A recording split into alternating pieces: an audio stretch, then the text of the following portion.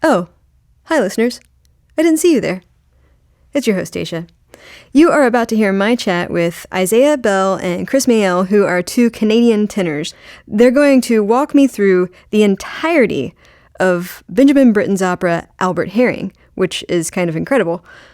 By the way, in this discussion, because of the nature of the opera, there's a lot of talk about sexuality and sexual situations, so if that is offensive to you, then you might want to go listen to one of our many other episodes. Also, if you are offended by Canadian accents, you'll definitely not want to listen to this episode. How is that for Canadian? Anyway. You guys hate on your end, and we're like, what can you do? Maybe I can turn mine down a little more. Sorry, buddy. about. Sorry. You know, we joke about. Sorry. Trying so hard not to say about. Just said about. Oh no. Oh no. Okay. Think about. Sorry. Go ahead. About. I said about. Ooh, that's Canadian. Anyway, make sure to subscribe to, rate us, and review us on iTunes because it pleases the Queen when you do. All right, enjoy the episode. My name is Dacia Clay. I'm the audio librarian here at Classical 91.7. While I'm a real librarian, I have a deep, dark secret. I know very little about classical music. I grew up listening to rock, and I know something about jazz. But when it comes to classical, I really want to learn. So, every week on this show, a classical music expert will give me a piece of classical music they think I should know, and then we'll discuss it. Come learn with me in the classical classroom.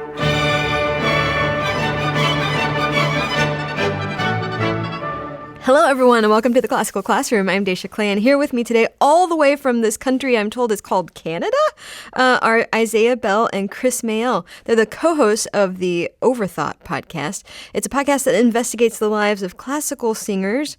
More about that a little bit later.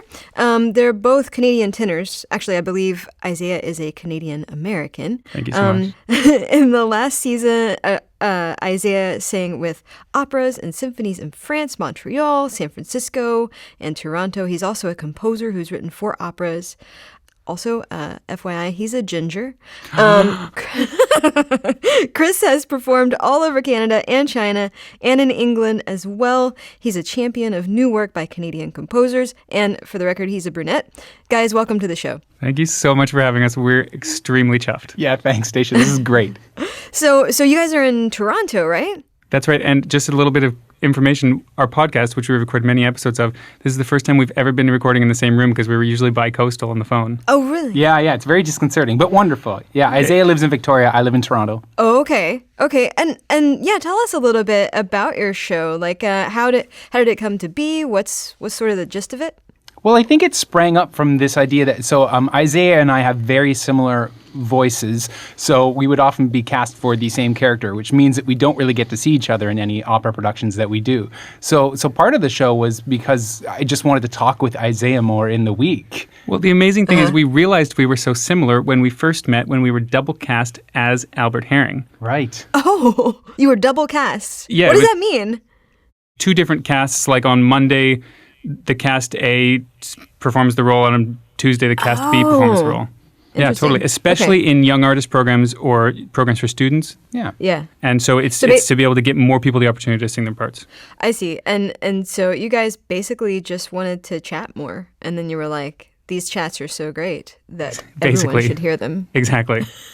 Yeah, and from that has awesome. sprung forth this podcast, which every week we tackle a single subject that's near and dear to our lives. And we say it usually makes more questions than answers. But it's important that we share these things with other artists because a lot of these things we just keep to ourselves as artists, that we're afraid to show these vulnerabilities. And it's great to have someone to share all this with. Right. And the careers that you have and the things that you deal with are so particular to what you're doing. I'm sure like it's a very unique sort of perspective that you're bringing to this world. Well, I think part of the idea that's exciting for us is when people say, I've always had that thought, but I've never heard anyone else say it. Like, I didn't know that anyone else thought that awful thing, you know? Yeah. No one else has ever said that to me before. And the most exciting thing for us is when someone who's not a professional classical singer listens to the podcast and thinks, that was a thought that I had that relates to my life, and I'd never heard someone Yeah. express it in that way. Yeah. Well, okay, so you guys mentioned Albert Haring, and I believe that that's actually what we're going to be discussing today, correct? Coincidentally. As it turns out, yeah. Nice. Should we just dive right in? Yeah, let's do it. Let's do it. So why did you guys want to talk about Albert Haring by Benjamin Britten? Well, other than the fact that it's the opera that we met on and that we both connect with the character really closely, from a wider world point of view, part of the thing that's so interesting to us about Albert Haring is that it's Benjamin Britten's really his only comedy of his adult operas, because he wrote some operas for children too, and there's Midsummer Night's Dream, which is part comedy and part drama, but it's his only comedy, and because of that, because the characters in it, many of the characters are portrayed in this almost cartoonish, parodic, is that a word? Parody-ish? Parody-ish yeah. sort of way. People have dismissed it for a long time, including when it first came out, as sort of a fluffy farce. And some people disparage it as being disparaging. Disparage it as disparaging. The critics after the premiere said that it was a waste of talent of all the the singers involved in it. That it was such a fluffy piece of art. Yeah, because it's set in Suffolk, which is where Britten was from, and many of the characters, the townspeople, are drawn with almost caricature lines, very deftly, very clearly, but you can recognize these caricatures of people, and because of that, people think of it oftentimes as a fluffy farce. And we're here to not only tell you about Albert Haring, but to sort of defend Albert Haring's reputation, because the thing that's amazing about it is it starts off with this incredible 15-minute scene of the town council. And that's where you get all the sort of parodic, that's a word that I may have just coined, but I'm going to continue using it because I love it. I like it. Yeah. Thank you. Before we dive into the opera itself, we've talked about Britten once before on our show. Yeah, Billy Budd, right? Darren Billy Hagen. Budd, right? Yeah, exactly. Remind listeners who Benjamin Britten was, when Yes, of he course. lived, etc. Okay, so by the way, this is Isaiah speaking, just for the benefit of audience who can't see us. Benjamin Britten is a 20th century composer, British. He was born in 1913 and he died in 1976. He's known principally for his operas, but he composed everything else as well. Ballets, many songs, orchestral works, just the whole gamut of what you can compose. His idiom was sometimes criticized for being too melodic because so much of the 20th century is about going against tradition, but he used tradition to connect with the audience, but he has his completely unique language that is only his, that when you listen to his music, you almost always know that's Britten. I couldn't agree more. Yeah. And he's a personal favorite of both of ours, not least because he wrote so much for a certain kind of tenor voice, because his partner, as people say, his partner in life and music, because he was gay, Peter Pears was a tenor, and almost every single one of his operas, the lead role or a leading role was written for Peter Pears to sing. And we're tenors, and we like that. Yeah. And the reason we want to talk about Albert Haring is because the tenor stuff that's written isn't just about tenors sort of shrieking about being in love all the whole opera, which is what so much, no offense to opera, would we love opera, but Britten's roles, because Peter Pears was such an intellect, gives so much depth of character to the tenor role and to all the other roles, but as tenors, that's kind of rare for us. The soprano usually gets all the depth. So that's part of why we love Britten so much. This is great. So now we know a bit about who Britten was. Let's get into the opera. So I understand that we're going to be listening to a couple of different recordings of Albert Haring. Do you guys want to talk a little bit about why you chose these particular recordings and what they are? Yeah, so the one of the recordings that two of the excerpts are from, I believe the final excerpt and the recording with Peter Pears, they're from a recording that Britten himself conducted with Peter Pears, who the role was created for, who's Britten's partner, singing the role of Albert, and Sylvia Fisher singing the role of Lady Billows. And we picked it because, it's kind of quintessential, and we really wanted to show Peter Pears playing drunk. Right. That's it. I think our favorite recording, more aesthetically, is this later recording, right? Yeah. With Stuart Bedford conducting and Barstow as Lady Billows. Christopher Gillett or Gillett. Yeah. Gillet. I don't know. Gillet. Sorry, Christopher. Okay. So you mentioned that the opera opens on this town hall.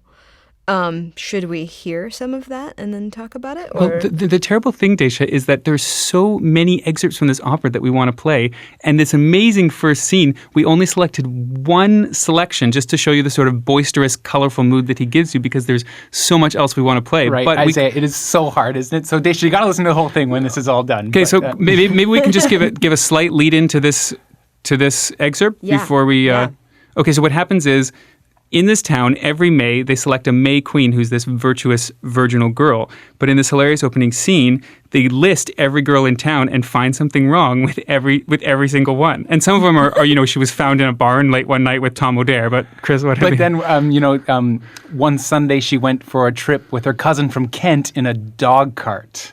All these reasons, she's no good. She can't possibly One day be the postman, she came to the girl came to the door in her nightie when the postman called, and no, that's so improper. How could you do that? So it's this real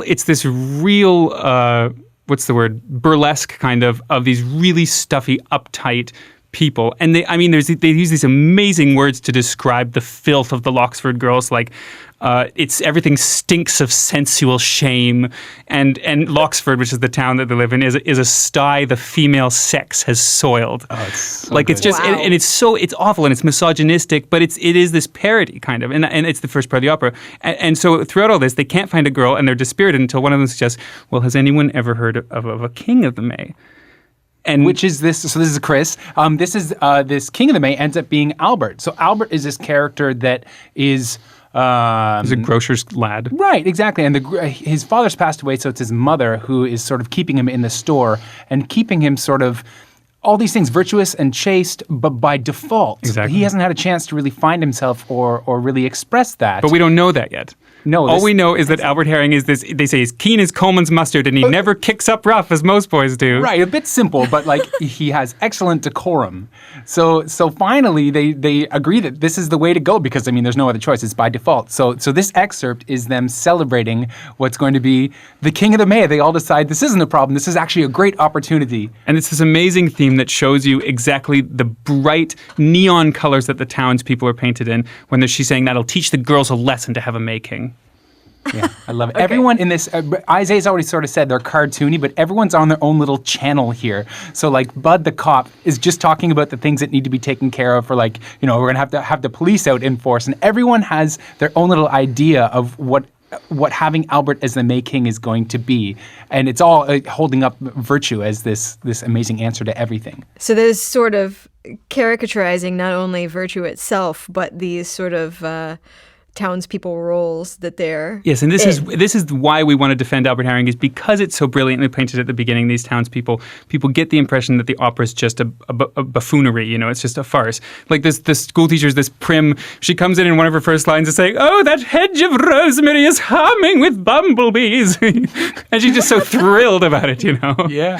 But anyways, we could go on forever. Yeah, you go ahead and play that excerpt. Play the excerpt. Okay, let's hear it.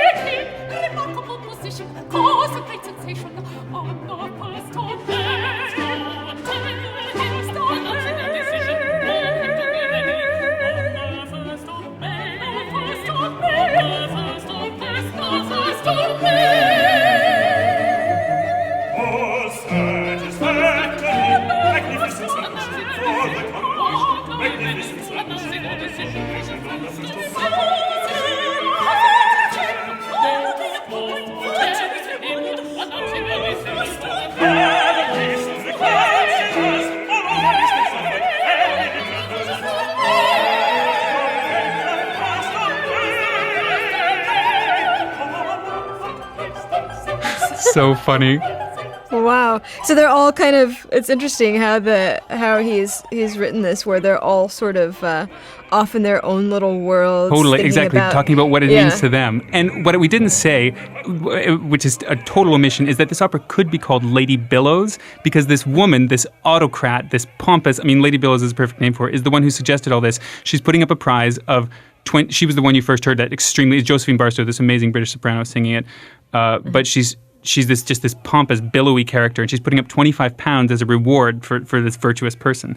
And the story actually is based on a French story by Guy de Maupassant called Le Rosier de Madame Husson, and she's that character, which is this woman who just will, with an iron fist, she says she'll teach them with a whip in Albert Haring that, laws of morals must endure. And she's losing this battle. So she was the Queen of the May many years ago when she was young, and she's saying that things have changed. All these people are having kids out of wedlock and not visiting the vicar, right? Or at least not getting married. Young mothers of whom remarkably few have taken the trouble of visiting you, vicar. So that's why she's, the stakes are so high. She's like, I'm putting up a prize this year, 25 pounds. That's really going to make it clear to everyone that virtue is the most important thing in this town. Right, because when you get paid for it, that means it's super meaningful. Right, exactly. Exactly. So what happens next, so we've had this scene which is set it up, okay, this is the kind of opera it is. It's a buffoonery, it's a parody. And then we go immediately to the world of the young people. And this is something that's very close to Britten's heart. There's a lot of talk that we can talk about later about Britten's relationship with young people and his view of himself as perpetually young. But it's clear in all his operas that there's something about the vigor of young people and the strength of young people before it's corrupted by them turning to adults. And so as soon as we go from this, you hear the bright colors, and I wish we could play more of them singing because it's amazing the way he paints them in just it outlines, caricatures like you'd see down at the docks, And then we go to the young people, and they're so real, and it's so touching, the young people's lives. It starts with some kids playing a bouncing game, and then they try to steal an apple. And then there's this whole story of Albert, and we see how much he's trapped in his life, putting out vegetables, and how much he envies the life of Sid and Nancy, no relation to the Sex Pistols, BT Dubs. But those are their names, who are this heterosexual couple who are in love with each other and are able to explore their sensuality and sexuality with each other. And you can see him standing there saying, I'll be sleeping alone in my attic while they're off on the common, as the text says, my hand in your pocket, as she says to him. It really is there, Isaiah. You're right. It's true. And the whole opera, I would say, the journey for Albert is all these sort of, he's trying to figure himself out. So as the opera begins, this is the end of the era of his life where he's not questioning anything. And as we go through the opera, we see him starting to question and figure himself out. And this entails all these mini sort of attempts at figuring himself out, all these mini anticlimaxes. So even like from this one where he sees Sid and Nancy, he's starting to think about. He's starting to think about what he wants in a relationship, but he doesn't quite know it. He hasn't quite identified it yet. And then once he's alone after that, he's starting to get these thoughts. And one of the kids comes into the store and asks for food. Bushel of herbs. Exactly. So he has to go back to his job. So the idea gets dashed. But as the opera goes on, he gets more and more opportunity, and more things come up to sort of force him to face this part of himself and to self-actualize. Right? Wow. Yeah, exactly. This is like incredibly progressive and nuanced, like what he's dealing with in this. Yeah. And the crazy, that's the amazing thing. That's why we want to talk about Albert Haring, is because it was a comedy and not a tragedy. Britten's other works dealt with similar subjects, but often from a different angle. I mean, it's sort of a truism that Britten's operas are always about the loss of innocence or destruction of innocence. His first opera, Peter Grimes, was about a man who beats and is responsible for the death of, or as the townspeople claim, this innocent young apprentice. The Rape of Lucretia, for obvious reasons, is about that. And many of his operas touch on it. But Britten himself rejected the idea. I'm reading this book called Britten's Children, about Britten's relationship to young people. And it says, although Britten later railed against the assumption that most of his works were about innocence, he did confess on radio that unconsciously there was something, quote, in that rather obsessive subject which can and does excite me or anyhow occupy me. But because this is a comedy, he's able to deal with these things in a much realer way because you're laughing. Yeah. And so he can get much more topical and much more advanced and much more modern with it, Which comedy often does. Exactly. Like, you find yourself just laughing your head off and not realizing that the thing that this has caused you to think about is incredibly serious. Exactly. Yeah. Like back to Beaumarchais' plays, Marriage of Figaro and all that stuff. Yeah. And even to now with the commentary that John Oliver does, and we were talking about this. Yeah. Anything that we see on there, like John Oliver Daily Show. Yeah. It's a way to sort of get that information out there. Anyway, Amy so Schumer, have you watched her? oh my God, yes. totally. Yeah, So progressive, right? With Yeah. entrenched like rape culture, the way that misogyny is just entrenched into the way we interact. It's brilliant. But you're laughing at it because it's so ridiculously staged. Yeah. But you're realizing that what you're doing is sort of psychologically processing. Exactly. Oh wow, that is really wrong. Yeah, Like totally. something is really wrong with this. Yeah. Anyway, please continue. But that's So this is Chris. One of the things that we would like to talk about. Now, this gets into a little bit to the realm of opinion, and it's a contentious issue, I guess. So what happens next is that the townspeople come and announce to Albert that he's going to be the May King, and he, instead of being excited, his mother, who keeps him with an iron fist, is super excited. 25 quid and all this stuff, but he is mortified. Because, and this is another thing we relate to, because I think this is actually tying exactly what you were going to say, is that as young gay men, you can sometimes be virtuous by default because you don't necessarily want to do the other things that other guys do that are readily available. Anyways, Right, so yeah. Albert is mortified. So they take him to the feast. They dress him all in white. They put a little crown of flowers on his head, and they praise they basically truck him out in front of everyone and say, "Look at this virgin. Isn't that so great?" Imagine that throughout the whole town. Yeah. Albert's a virgin. Hooray! They have just what every young man wants. Exactly. exactly. They have the kids, the kids singing a little chorus Glory for him. to our new May King. Yeah. And he has to hold these flowers in and his it's supposed to hands be a like girl. a bride, right? It's supposed to be a So girl. they keep all the traditions that they would have for this chaste girl in a white dress, and well, what do we do?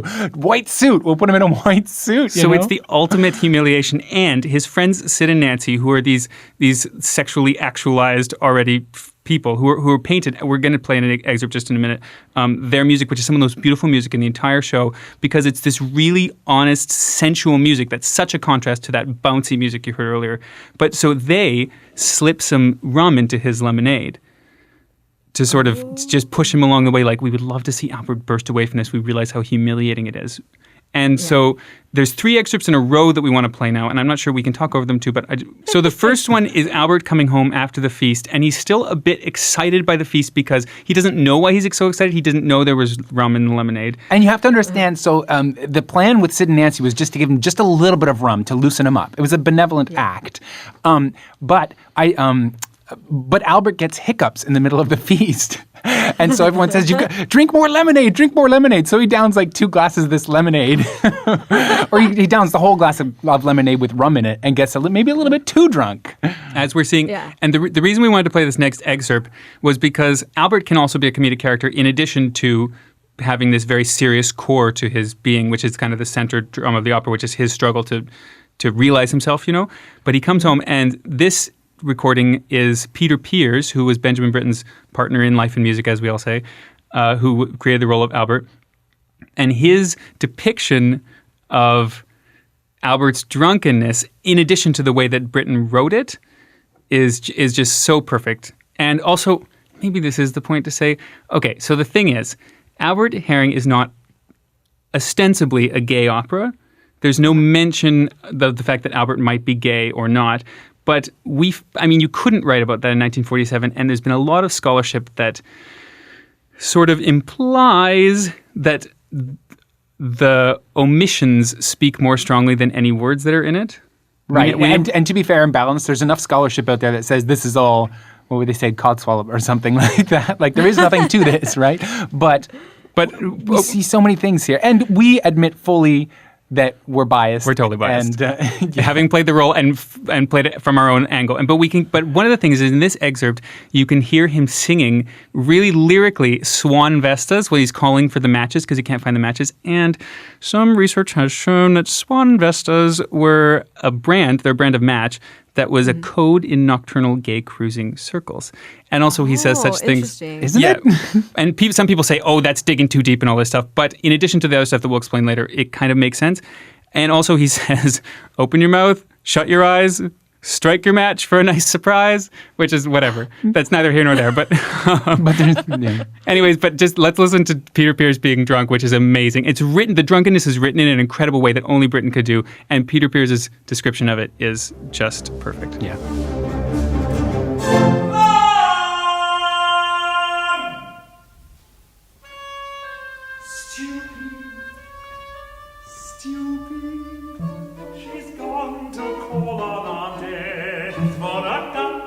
tea and the chat left me coming straight home to bed.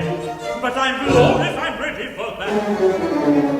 I'm blowed if I'm ready for that. Dark in here. Must find a match.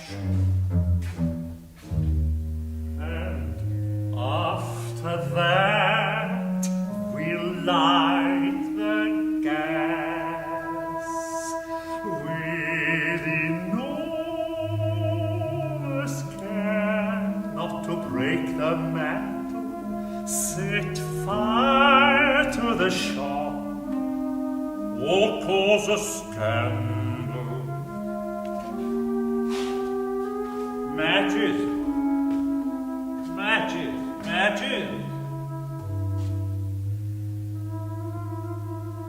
Swan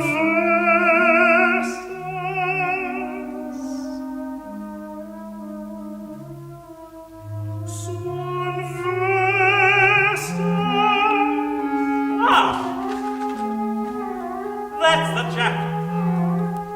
Turn the jack. Strike a match like this? Oh, drat! Got your fingers. Whoops, a daisy.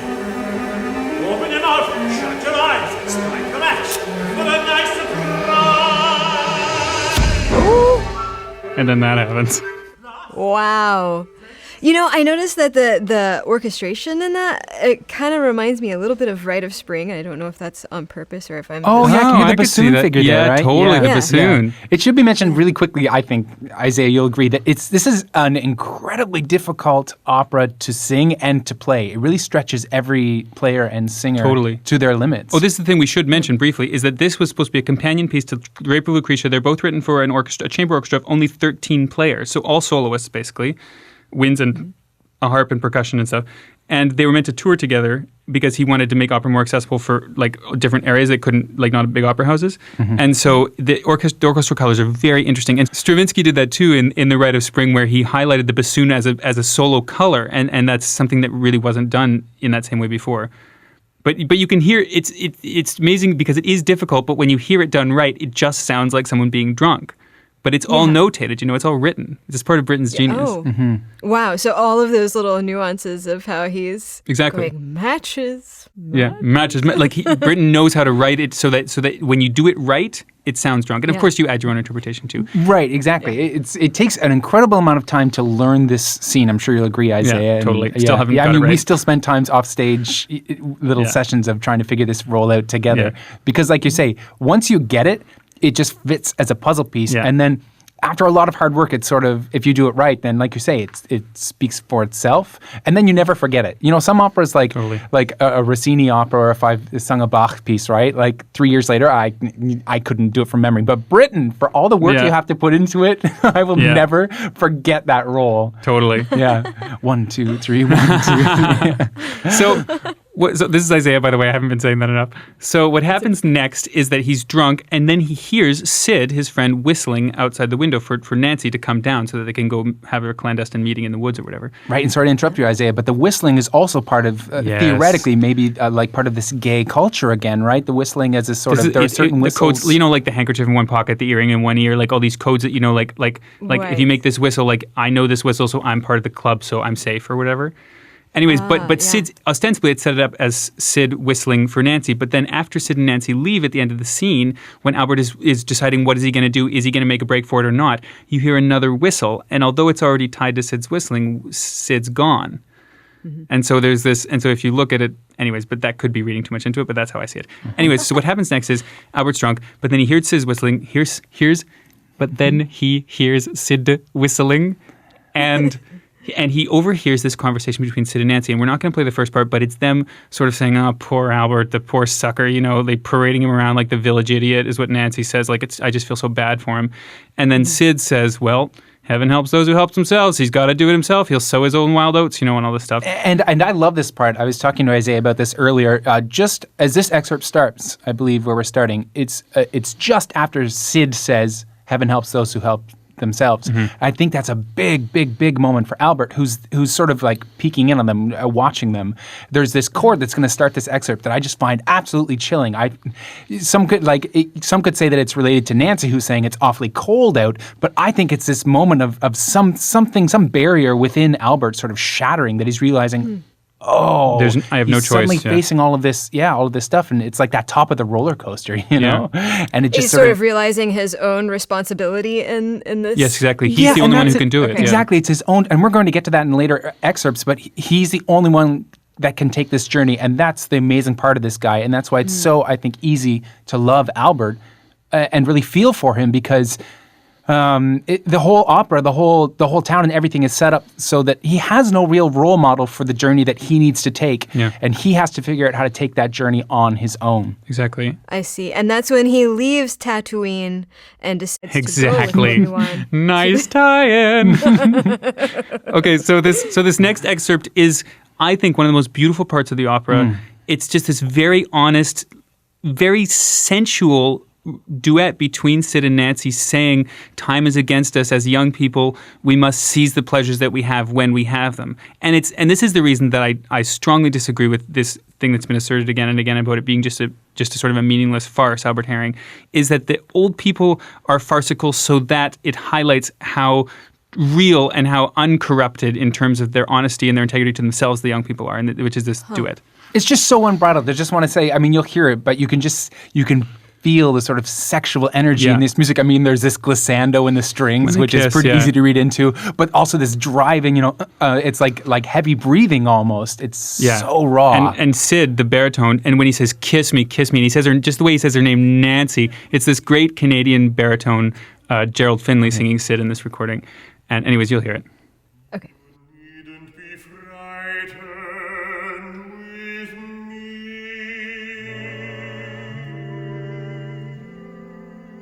Come along, darling, come follow me quick. Time is racing us round the clock, ticking and talking our evening away, which we hope for and long for all day.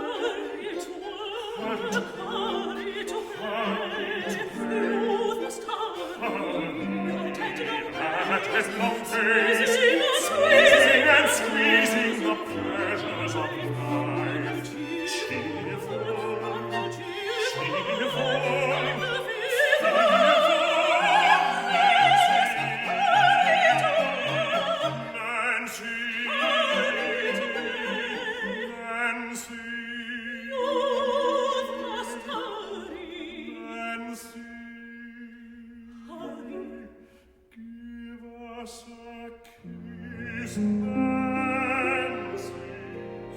Not here in the night.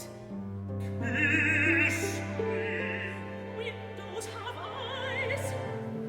Kiss me.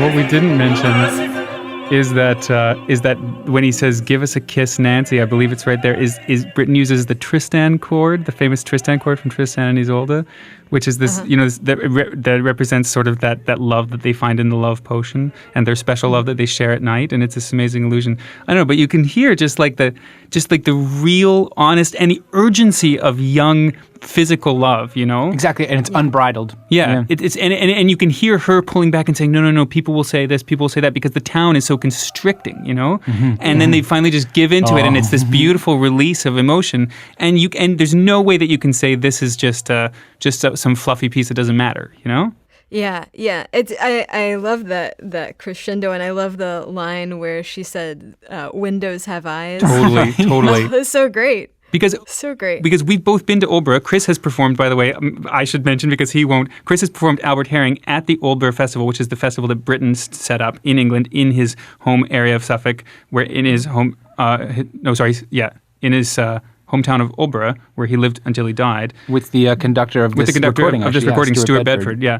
And I've also performed in Ulborough, a different Britten opera. And when you're walking in Ulborough, it's a small town still, and you really do get the impression that everyone sees you. It's this very small town atmosphere that everyone knows everyone else's business. And that's a big part of this opera, is that the oppression, and we all know that, we should say to the listeners, this is another running theme in addition to the innocence and the destruction of innocence in Britten's operas, is this idea of one individual against the masses, one person, the outsider, who sticks out. Right. I remember you guys spoke about this with Billy Budd, right? Exactly. So that's true in Albert Haring, too. Peter Grimes, all these things, Gloriana. Yeah. You know, the one thing that you touched on about how he's sort of made the adult figures into caricatures to, I don't know, sort of make the young characters' realness stand out in bold relief. It reminds me a little. I'm reading the Harry Potter series for the first time right now, and that's a lot of how J.K. Rowling or Rowling, I can never remember, has written. It makes the young people and what they're going through really pop. Right. And you can just identify with what they're going through because the emotions are so human. Whereas, in contrast to the adult characters who are, like a Professor Umbridge who looks like a toad. Whose name is Professor Umbridge. Yeah, exactly. Yeah. Exactly. Oh, you're so lucky to be reading it for the first time. I mean, this is, in Roald Dahl, it's the same thing, or even in Charlie Brown, where you hear the wah, wah, wah as the adults, Totally. So that's like this loss of innocence and now this, experience, right? The opposite of innocence, at least as Britten sees it, is experience. So becoming this adult. So in this opera, it's like almost you lose your individuality and become your role. Right, so the mayor, everyone in this picnic scene where Albert gets drunk, everyone gets a chance to have a little speech, and like the mayor's speech, for example, all he ends up talking about is how he funded the new water on Balaclava Avenue, right? Yeah, he says, and it's like costing like he got a good price on it, like per square foot or per yard or something. Everyone is stuck in their little roles.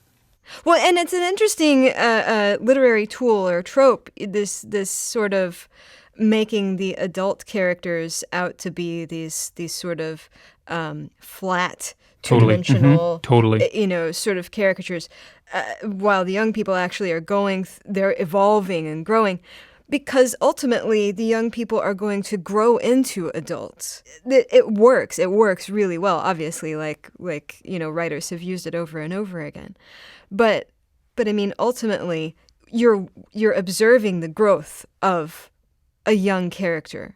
But this is something that... And that character is going to grow into an adult. It was very close to Britten's heart because for whatever reason, there's talks of why this might have been that aren't necessarily substantiated, but he often said that he felt sort of that he was 13 for his whole life. And he throughout the course of his life, and it's a very fraught subject to even discuss, but there's a whole book about it, this book, Britten's Children, that I quoted from earlier, which discusses his relationships. He had many relationships throughout his life with 13-year-old boys, and the evidence seems to suggest that they were innocent relationships. He was a gay man, but the evidence seems to suggest that they were platonic relationships that he had, but really close relationships with his young boys, closer than he had with his adult friends, because he would say, I'm always 13, I never grew out of that. Despite being this brilliant man. And then he wouldn't, exactly, and he was a brilliant genius, but he was always a child in some ways in his mind, and he hated to go to these guys' weddings. He hated to see them grow up. Yeah. And so there is that thing, that sort of Peter Pan desperateness to not grow up, even though it's inevitable. So it's argued back and forth with scholars, which we aren't, right, Isaiah? Yeah, exactly. No, we're just a couple of tenors. that Albert is a sort of an autobiographical character, that there's a lot of Britten in it. Whether that's true or not, I don't know. But you were talking about how the adults, like in so many pieces of literature, are two-dimensional, and that's where Albert sort of starts before the opera, right? Just by default. Yeah, he is going on that path. He says, each morning I get up at 6 and tidy up the stock. I do this. I know about root vegetables and strawberries. But for what, right? That's that first time where he's starting to think and figure it out, right? Right. And again, this thing that you and I have certainly explored in our portrayal of the role is this idea that he's coming out as gay. Yeah. And it's that. I mean, imagine that. I mean, we're lucky, you and I, Isaiah, to have been born at the time when we were born. That it was easier. If I'd been born in the 40s, I probably would still be in the closet with a wife and kids. Yeah. So this next excerpt is exactly that. He's just heard this thing that we just heard, Sid and Nancy, and seen them reveling in this love that he will never be able to experience. And he's shouting at them in this next excerpt, just go away, go and leave me alone with doubts and terrors that you have never known. And I love that because if you really look at that, he's saying that he's on the cusp of facing something that he knows no one else has had to face. So he's not just saying, I'm afraid to figure out love. He's saying, you two that are in love in this heterosexual relationship that basically is approved of, except for the fact that, it's maybe out of wedlock, blah, blah, blah. It's still not something that's totally improper.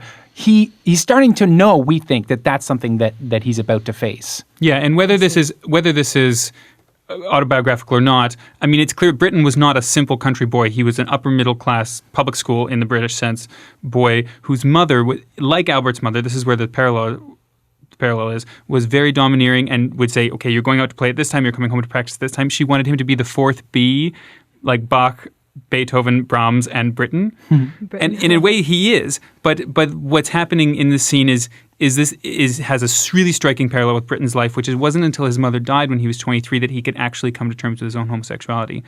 It's sort of and Albert is doing the same thing in this scene, breaking away, and it's only because of the extreme shame, humiliation caught between being paraded around as the virgin forever his whole life and being laughed at by these friends of his who have some measure of what he wants to have. And so this is just a short scene where he's making that choice. Yeah, and you can still see him working it out. This isn't the sort of this isn't the climax of his figuring out all these thoughts. So I think in this excerpt it includes the part where he's musing upon Nancy, right? No, it isn't. Okay, cut that part, Todd. You can go ahead with this.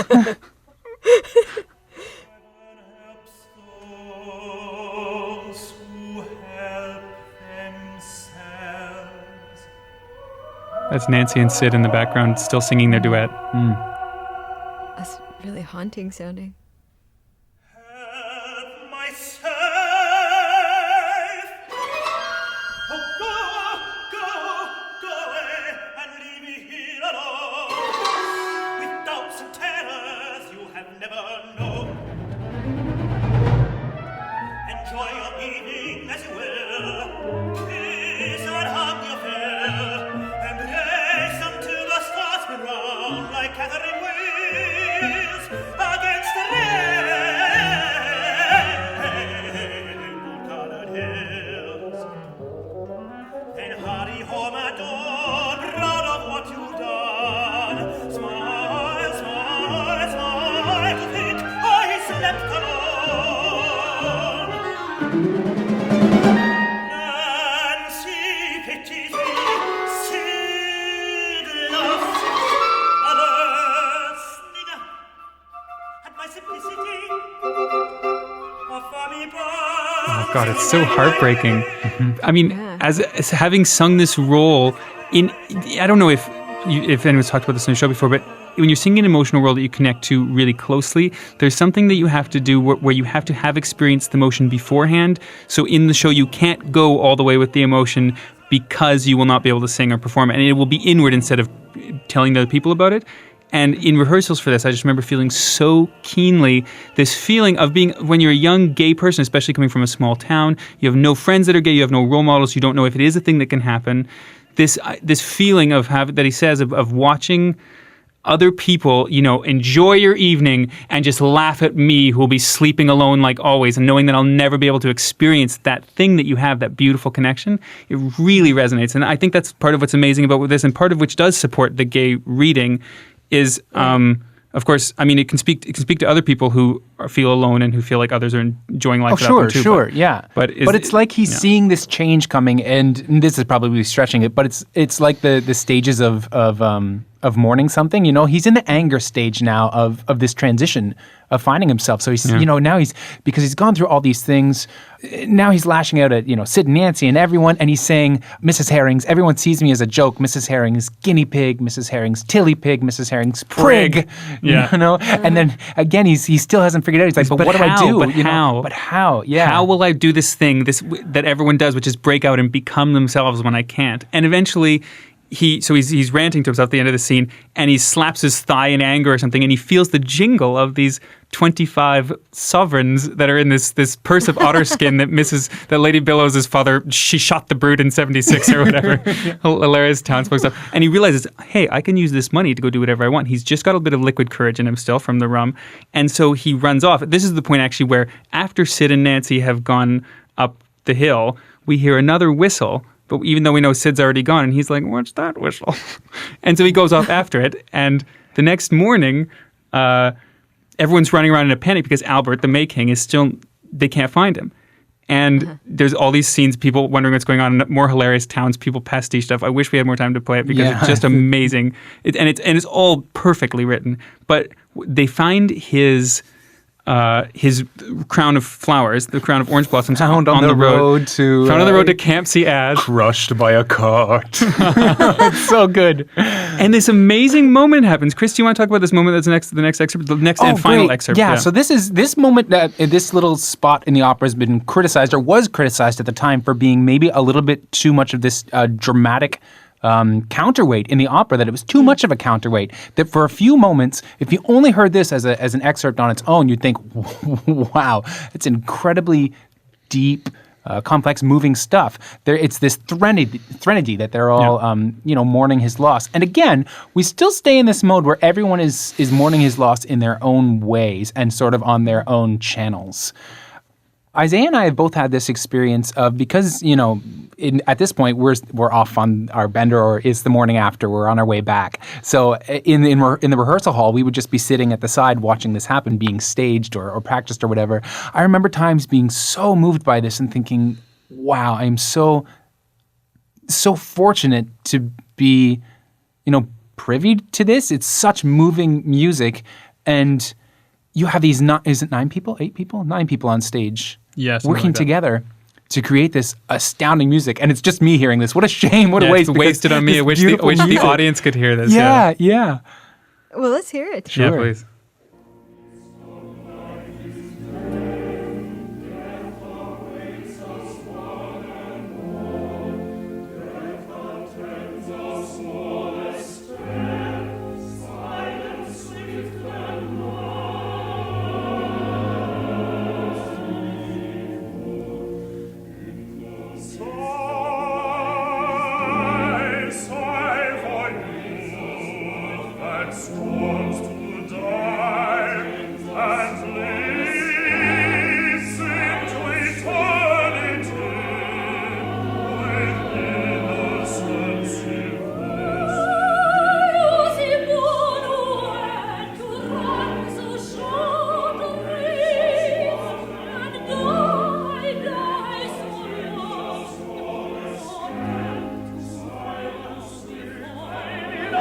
We love that part. So that's the mayor. He's always this bombastic, loud singing guy. And this thing continues on and culminates in this beautiful, everyone's singing together. Grief and silence or something. Yeah. This outburst of grief and passion and emotion. And they've all, by the end of this piece, decided that he's dead. And their heads are down, and we hear the timpani just go boom, boom, boom. Boom. And I know this as you do, Isaiah, because we have to count. We're side stage like 1 and 2 and 3. Okay, enter now. And then he just sort of enters on scene. The door jingles. Yeah, like customer, bling bling. Yeah, exactly. Albert. And so they're all just shrieking at him. Where have you been? You've ruined everything. Because for a minute, all these people who in their own worlds were stuck on the timepiece and the hedge of rosemary bubbling with bumblebees and all this stuff. They've all come together for this beautiful, perfect moment of music when they thought he was dead. Yeah. But when they realized he wasn't, they're enraged with him, and they said, what have you done? You are a May King and you've disgraced yourself and stuff. Right, everything is about tradition and ritual. There's a whole aria earlier on where Florence, Lady Bill's assistant, just rips Sid to shreds because he was late with the meat for the picnic, and then the aria ends with, lateness on May Day is quite what is it? Indefensible. So Albert ruined May Day. They're not like, we were worried about you. Yeah, they Just immediately forget they thought he was dead. They're like, you. One of the things that they say, which is so funny, is wrecking the whole of our daily routine. Oh yeah, that's the culminating of it. And he says, and this is great. They're all on the same frequency, and whatever he's done that night, he's found himself, and he's sort of impervious to that now. Yeah, and he right? doesn't take on because Chris was saying, doesn't take on their energy, right? Throughout the whole show, Albert often takes on the music. Musically, it's a device that should show that he sort of takes on what other people give him. He's just swept along by whatever musical motive is happening at the time. Mm-hmm. Yeah, and it's then really compelling in this to time, watch. all these people are just shouting at him, and he just goes, "Sorry." And they say, "Where have you been?" And he goes on, and they ask him all these questions like, "Did you meet friends? Male?" And then before he can answer, someone injects, and female too, right? I love that. It's written right into there. There's this whole interrogation with yes and no's. And he nods, and then he goes on this, he says, "Yes, so I can't remember everything, but, I went to this pub and got drunk, and then I got in a fight and blah, blah." And then he stops short at this telling moment where we know that it wasn't just that he got drunk and got in a fight and something else happened. It's really clear, but he says, "Now, that's some of the truth. Do you want some more, or is that good enough?" And he says it's an example of drunkenness, dirt, and worse. And he doesn't say anything else, but he just says, "That's what happened. Do you want more?" And of course, they're just outraged. Lady Billows flies off in one of the best exits ever in opera, where she just goes, "Fa!" And in one production, that's when I, just before she says "fa," is when I mooned the amazing Felicity Lott. A famous the pleasure of her, being the Lady Billows. That's all she can say, "fa," right? That's great. And so then he tells his mother, "It's all because you squashed me down," and all this stuff, which I don't know if that was a rant against Britten's own mother, who he also loved very dearly, but who he felt was constrictive force. Sure. And then the opera ends in just these kids, Sid and Nancy, and the three children who were playing the bouncing game and et cetera, were at the feast and stuff. And Albert, just him handing out these peaches that they were trying to steal earlier, and them just saying he's back to stay, and just celebrating the sort of that they achieved what they needed to achieve, and they are themselves still. And Albert has achieved himself and self-actualized, and there's no adults around. Oh, this is the best and worst part of opera, because there are so many things to tell you. But one thing we should tell you is earlier on, between Sid and Nancy in the shop, Sid offers Nancy a peach, and she says, "It's so ripe and juicy, it might splash." The peach is this and we'll keep it for later to flavor our kisses. Exactly. So the very, very last thing we hear in the opera, the very last words which are sung, are Albert saying, "Have a nice peach." So now he gets it, you know? Yeah. Well, you know what I've been thinking as you guys have been telling me about this is that it's, I can see where scholars are torn on whether or not, although there seems to be some weighty evidence that it is about sort of coming out as a gay person. Mm-hmm. But that is, I guess, such a universal story. Exactly. Having the courage to be oneself. Mm-hmm. In any way, mm-hmm. and to be different than the powers that be, and to have the courage to really live life, as opposed to sort of just going along with this quotidian existence and sort of assuming your role and all of that kind of thing. I think that's a very I can see where people are sort of torn on that listening to this opera. What it's about. The great thing is that you say, we, coming from where we come from, and there's some scholarly research to back it up, and etc., there's a lot of subtext, but in a way, the great thing about the opera is that it doesn't say any of that, and it doesn't say this is a gay opera about a young man coming out, and you can go to it and never get a single one of those clues, and it doesn't matter because it's a universal theme. When we were talking earlier about the podcast, something that's great is something that's extremely specific, but also can apply to anyone who's experienced that universal experience. Mm-hmm. Yeah, I wanna go and listen to it on my own now, or maybe even see it. See it. You must see it. Actually, it's something that has to be seen because Britten's work is so theatrical. He has such a sense of drama on the stage. Because even what Darren Hagen was saying to you last time we listened to that episode about Billy Budd, about that dramatic moment where the high point of the drama that he talks about, the 11 o'clock moment, happens off stage, and Britten's sense of the strength of that, and all these things in Albert Haring. It's a similar thing where so many things happen off stage that are the key moments, and it just draws you in because you don't see it all explicitly. You don't see Albert drunkenly starting a fight in the background. But don't see the made for TV movie. Would you agree? Okay. That one with they go wild on the accents. Like it's like No. Albert's come back again. Well, maybe no. It's the 1985 Glamborn production. Is that what it is? It's Okay. totally worth. It's totally worth seeing. It's a viewpoint. Yeah. Yeah.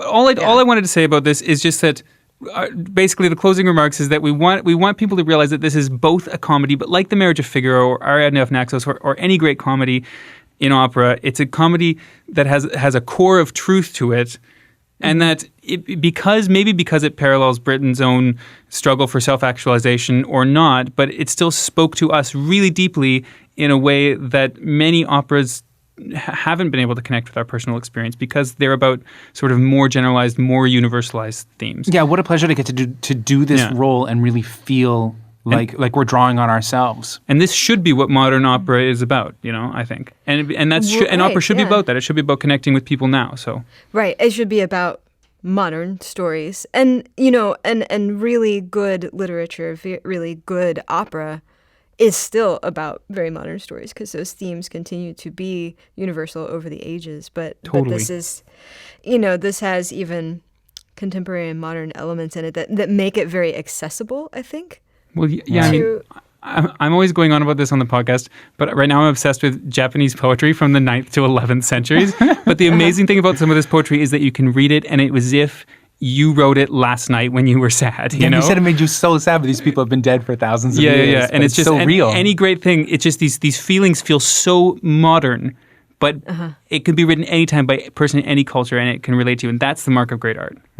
Well, and do you think that this story of Albert Haring is going to be one of those?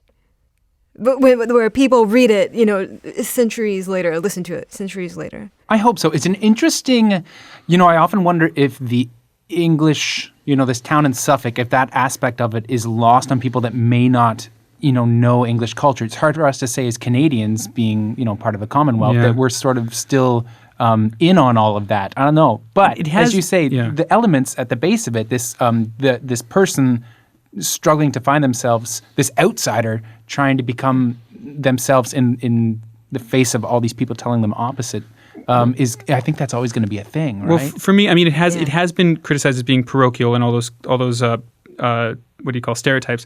But for me, the reason that I am so passionate about defending Albert Haring as not a comedy is that I think it will have a lasting effect because musically it's amazing and dramatically it's very interesting if people who are performing it don't treat it like a joke. I see. I think that it's something like this. If you even if you see a production of The Marriage of Figaro, or even The Barber of Seville, or any comedy where all people are doing is just going wah wah wah, isn't this funny? Mugging, then it has no meaning. Then it just becomes another tricky entertainment. balance. Like we're not saying don't play the jokes. Play the jokes that are there, but that's the thing. If everyone in every comedy plays it as if it's serious to them, the jokes will speak themselves. And if you're going to A Marriage of Figaro that's just jokes, all you see is how dated it is and how much it doesn't relate to our current culture and all the flaws of it that haven't survived time. But if it's played as people are really experiencing those experiences seriously, like we've tried to describe with Albert and his friends, then I think it is a piece that has everything that it requires to stand up the test of time.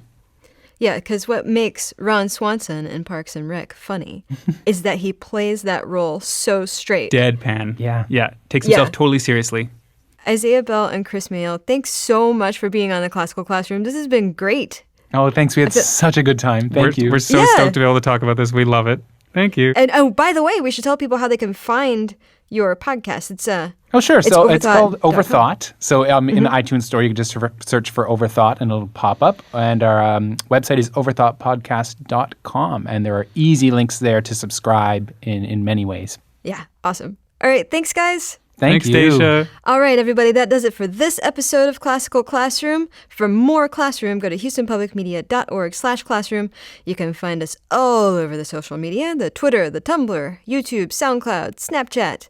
Make sure to subscribe to us and rate and review us on iTunes because it's awesome when you do. Thanks today to audio producer Todd Overtodd Hulslander for twiddling knobs. Thanks to editor Mark DiClaudio for his piercing hoser eyes. Thanks to Isaiah Bell and Chris Mayell for being here today all the way from Canada. And I'll make sure to put links about their podcast up on the information for this episode. Sorry, I kind of botched that sentence. Eh? Thanks to me for saying words, but most of all, thanks to you for listening. We'll catch you next time.